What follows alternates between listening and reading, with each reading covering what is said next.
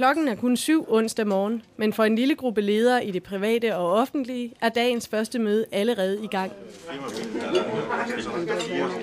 Mens de fleste andre Rotary-klubber mødes om aftenen, har Aalborg City Rotary bevidst valgt at lægge det ugentlige møde først på dagen. Mange mennesker har jo travlt med masser af andre ting, job, karriere, fritidsaktiviteter osv., som fylder eftermiddag og aftenliv. Og så bliver vi enige om, at om morgenen klokken 7, der er der måske plads. Men det er ikke den eneste måde, hvorpå Aalborg-klubben adskiller sig fra de andre klubber. Vi er fortrinsvis yngre mennesker, der er medlem af de her klubber, og så er vi også en del kvinder, som man kunne se derinde. Og så er vi måske også nogen, der er på lidt andre stadier i vores karriereforløb. Mange rotarianere er nogle topledere, som er med i Rotary. Hos os lægger vi også vægt på, at det kan være personer under karriereudvikling.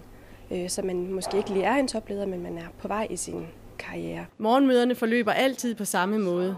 Først er der fælles morgenmad og morgensang. Og lade bæk og kilde, violen blomster skøn. Og så er det tid til dagens foredrag. Og for de knap så morgenfriske, så kommer der her en forklaring på, hvorfor det er værd at tage til et foredrag klokken 7 om morgenen. Det er jo spændende at stå op og høre et spændende foredrag, og når man har fået lidt vitaminer til hjernen herinde, så er man klar til at møde dagens udfordringer på jobbet.